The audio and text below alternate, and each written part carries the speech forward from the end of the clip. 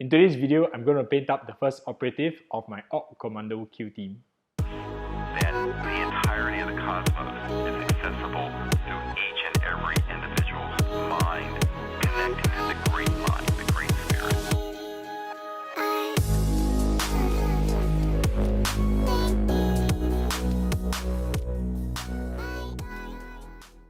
Welcome back to the channel, collectors. Today's video is going to be a quick video where I catch up on my pile of grey and start painting the first of my Ork Kommandos. Every journey's got to start somewhere, and diving deep into the Kill Team Octarius Box set, I'm going to be painting the first model right here.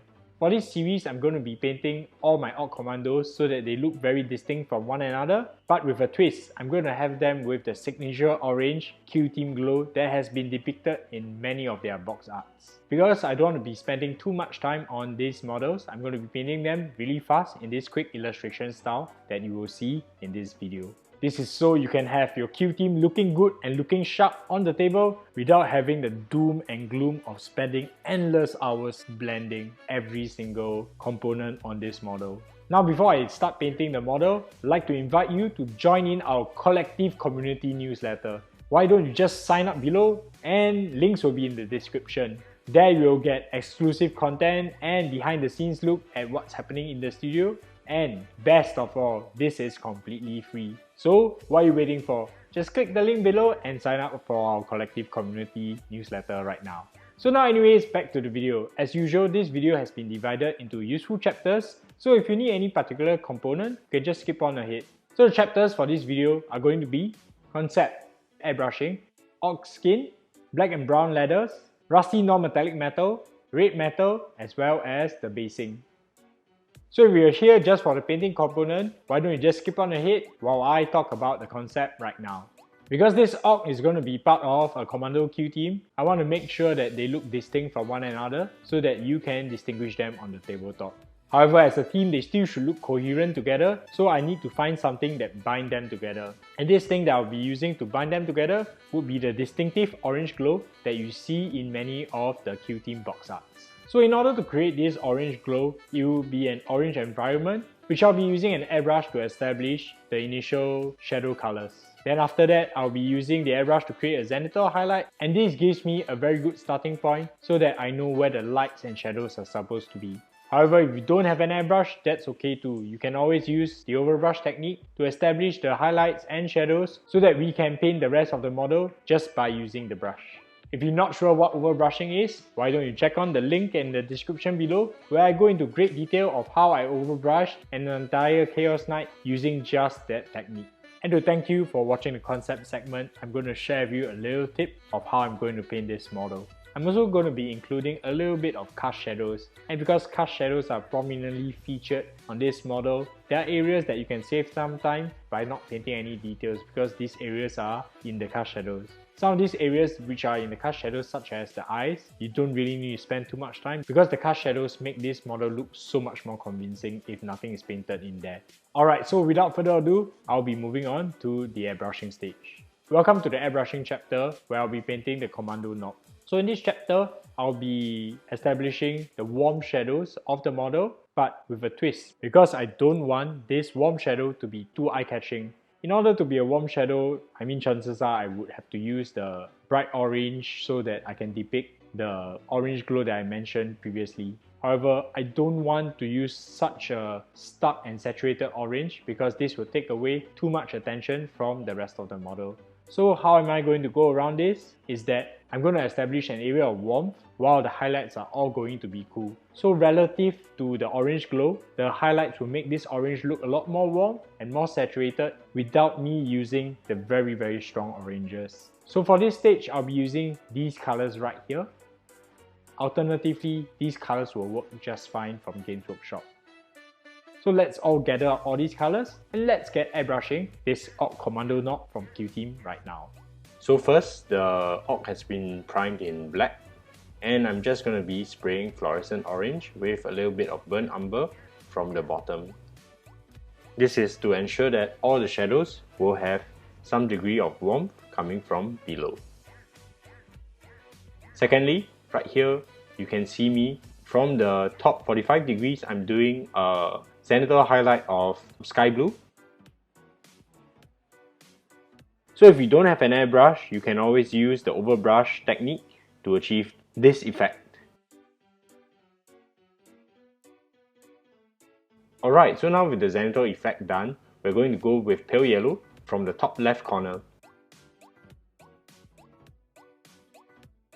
This is to bring back a little bit of warmth back into the environment so that the source light doesn't look too cool.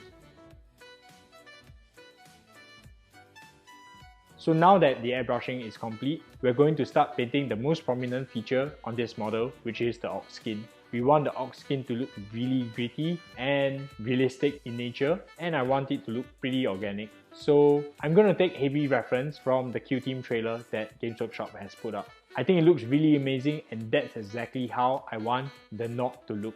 Also, if you're watching till here, comment down below Pink Burner Boy if you want to see me paint the Burner Boy from this Kill Team in, well, funky pink colors. This also lets me see who are the true collectors watching this video. So for this stage, I'll be using these colors right here. Alternatively, these colors from Games Workshop will work just fine. Okay, so let's get out all these colors. I know it can be quite a little bit, and let's get painting the skin on the Ork Kommando Nob right now. Alright, now we are moving on to the Ork Skin. So very carefully, what you need to do is you need to establish the areas that have come into contact with the blue or the yellow. So right here, I'm going to be using olive green and sand yellow to start establishing some of the areas. So you can see I'm not painting in any of the shadows. I'm ensuring that the shapes are very accurate, and this will form my first layer.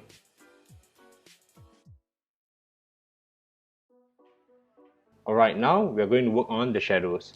I'm going to be using smoke black with burnt umber, and this will create some of the shadows. I want to make sure that these shadows are warm and lower in value.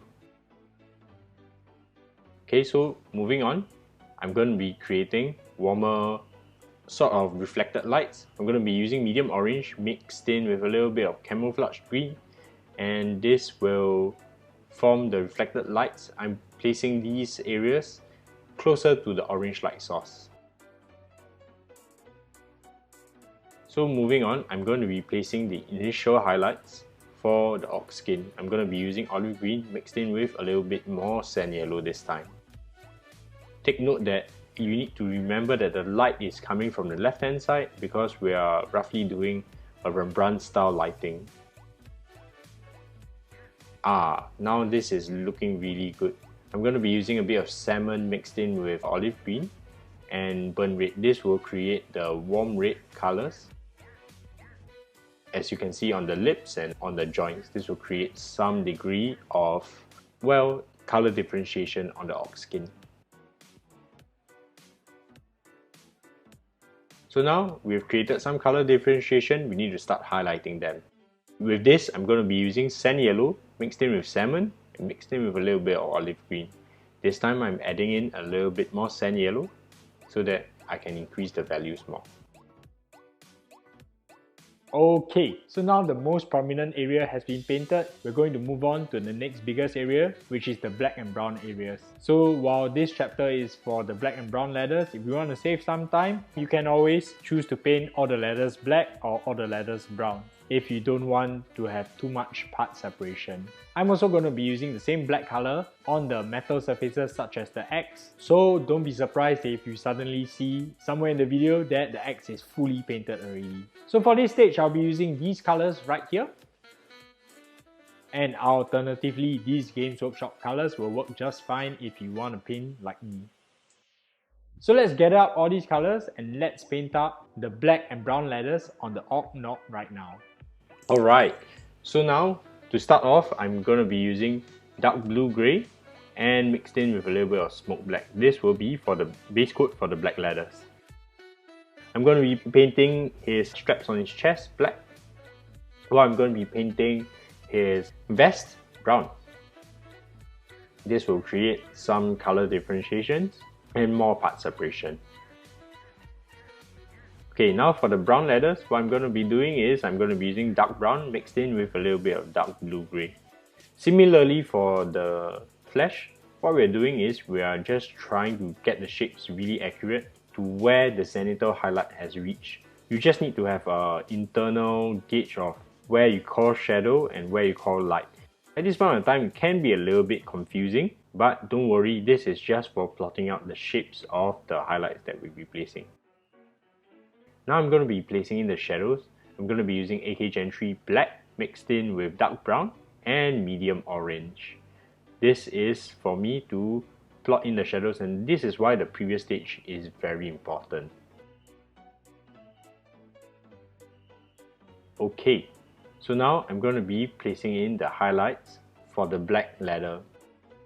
The black ladder, it's really obvious because you can see where the highlights lie just by moving the model. And you can see that this allows you to place the highlights in a very complicated shape without knowing too much of the model. Okay, now we're going on to the highlights of the brown. I'm going to be using AK Gen 3 dark brown mixed in with sand yellow and just a little bit of dark blue grey.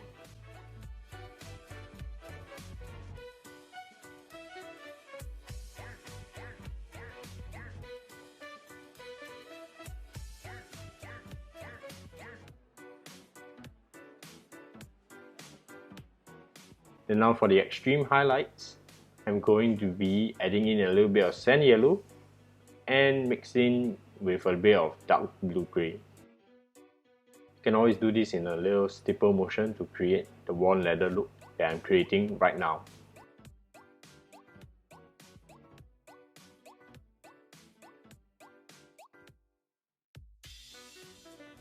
Now that most of the model is fully painted up, we bring our attention to the rusty non-metallic metal. The rusty non-metallic metal area is a little bit more touchy because this is a reflective surface and it needs to reflect the orange light coming from the right hand side as well as the cool source light coming from the left hand side. So as such, this one material needs to carry both warm and cool colors. That's why we're going to use quite a number of colors right here. So for this stage, these are the colors that I'll be using. Alternatively, these Games Workshop colors will work just fine. So let's gather up all these colors and let's paint up the rusty non-metallic metal on this Ork Kommando Nob right now. Okay, can't really see the metals here, but we're starting with a brown coat. Okay, what we're going to do is we're going to use dark brown mixed in with a little bit of dark blue grey. This will create the rusty grime that will be in the recesses of the metals that we'll be painting.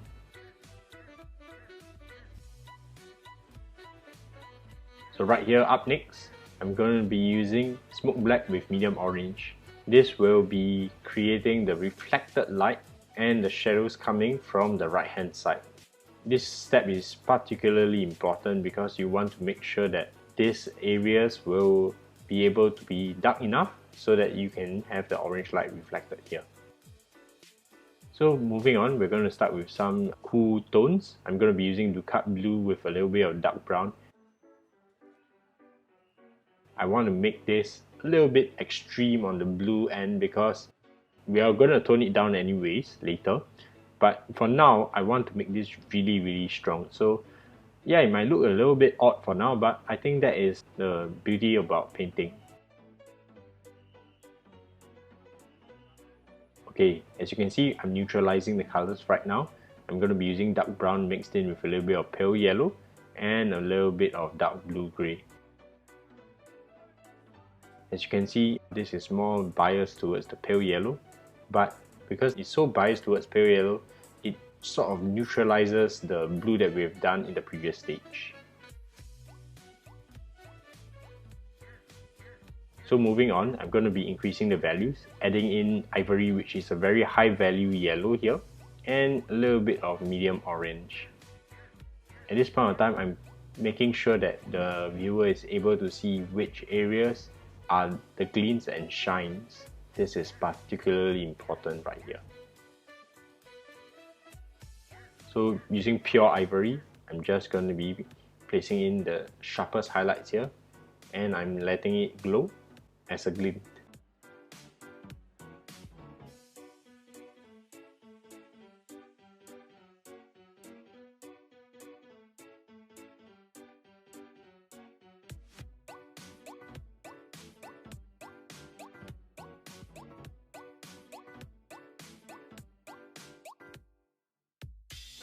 Okay, so now with medium orange with a little bit of dark brown, I'm starting to put in the reflected lights on the non-metallic metals.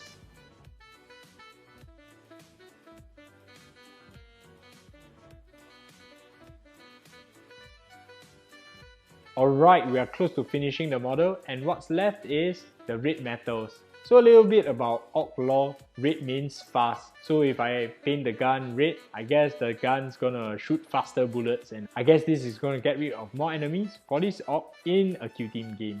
This is gonna be a fast stage, and these are the colors that I'll be using. Alternatively, these Games Workshop colors will work just fine. Let's quickly get these colors and let's get painting the red metals on this model right now. Alright, so first and foremost, we're going to start painting in the base coats. I'm going to be using matte red with a little bit of dark brown to establish the initial layers.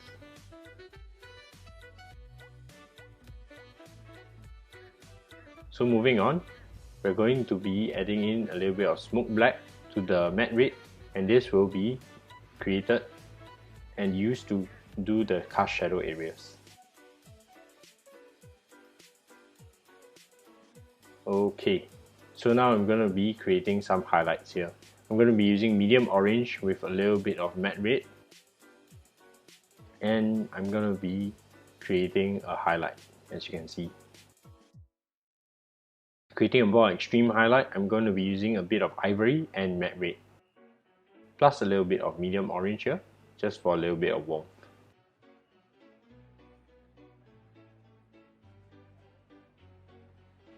Now that the entire model has been completed, all we have to do now is to base the model. For this stage, I'll be using these materials.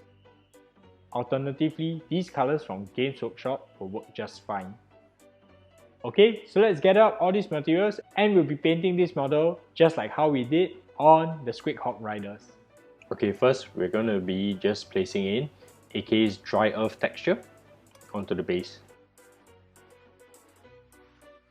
I like the dry earth texture because it sort of creates a very nice texture, but maybe the color is not right for this. So we're going to change the colors after the base is dried. So once the base is dried, I'm just going to roughly glue on the knob right here. Knob is a really big model.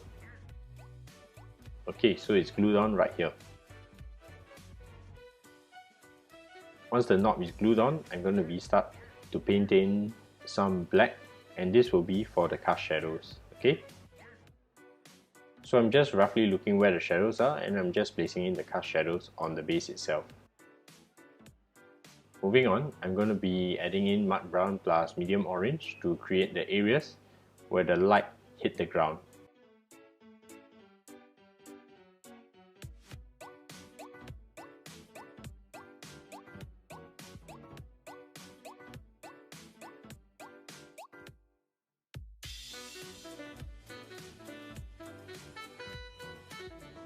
Okay, moving on, I'm going to be creating some highlights here, and I'm going to be using yellow sand plus a little bit of mud brown.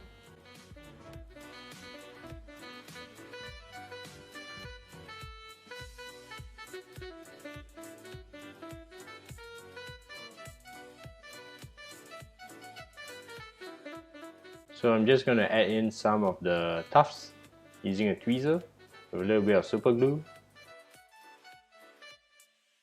And there we have it. Very fast and simple desert basing.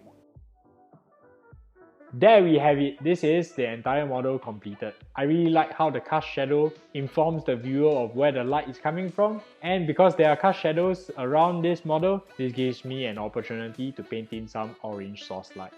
Wow, that was a really fun model to paint and I had so much fun. This gives me a lot of inspiration to see how I can paint up the rest of my Kill Team to have them look coherent together while having little distinct features in themselves. Thank you guys for watching all the way to the end. If you found this video useful, do give me a like and subscribe, and don't forget to join in our Kolectiv community newsletter. There you have exclusive content sent right to your mail, and best of all, it's completely free. If you want to support the channel even further, why not head on to our Patreon and become a Patreon today. Every dollar you put into our Patreon goes towards making videos like this. Thank you all for always supporting us, and I hope to see you in the next Kill Team painting video. See you!